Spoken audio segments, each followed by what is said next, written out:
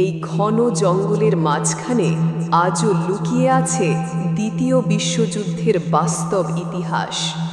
যেসব বিমান একসময় আকাশ কাঁপিয়েছিল, সেগুলো এখন পড়ে আছে নিঃশব্দ, নিঃসঙ্গ আর ভুলে যাওয়া স্মৃতি হয়ে।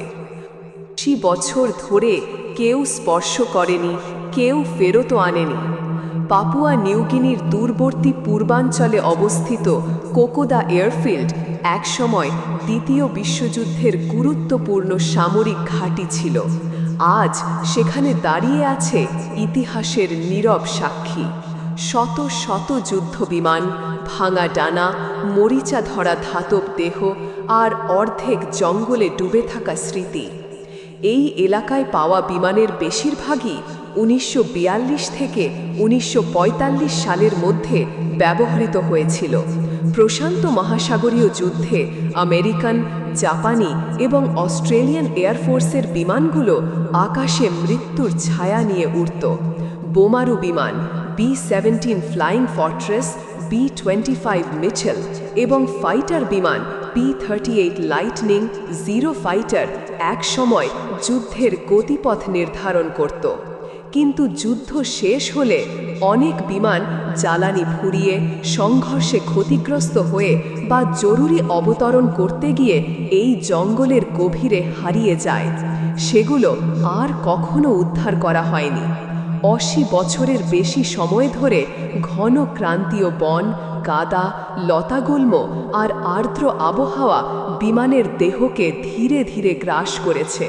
কোথাও গাছপালা বিমানের ভেতর দিয়ে বেরিয়ে গেছে, কোথাও বৃষ্টি আর সময়ের ক্ষয়ে পুরো কাঠামো ভেঙে পড়ছে। আজও আপনি যদি কোকোদা ট্র্যাকের কাছে যান, দেখবেন পুরনো এয়ারফিল্ডের কিছু অংশ এখন গ্রামে পরিণত হয়েছে। শিশুরা সেখানে খেলছে, কৃষকেরা জমি চাষ করছে। কিন্তু একটু এগোলেই শুরু হবে এমন একটি জঙ্গল যেখানে প্রতিটি ধাপ আপনাকে নিয়ে যাবে যুদ্ধের অতীত স্মৃতির ভেতর। এলাকাটি অত্যন্ত দুর্গম, ঘন বন, আর্দ্র বাতাস, কাদা আর সীমাহীন নীরবতা এমন অনুভূতি দেয় যেন সময় এখানেই থমকে গেছে।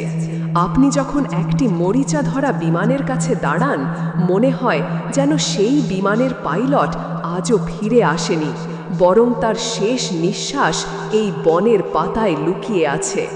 এই পরিত্যক্ত বিমানগুলো শুধু ধাতব কাঠামো নয়, এগুলো হলো হাজারো সৈনিকের শেষ যুদ্ধ, শেষ সংগ্রাম এবং হারিয়ে যাওয়া গল্পের নীরব সাক্ষ্য। যুদ্ধ কতটা নির্মম হতে পারে, মানুষের জীবন কিভাবে মুহূর্তেই থেমে যেতে পারে, এই জঙ্গল আজও সেই সত্য চোখের সামনে তুলে ধরে।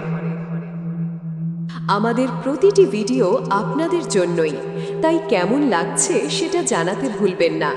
আপনার একটি লাইক, একটি কমেন্ট আর একটি শেয়ার আমাদের জন্য অমূল্য ভালোবাসার সমান। আজকে দেখি তো কে হয় সর্বোচ্চ স্টার সেন্ডার।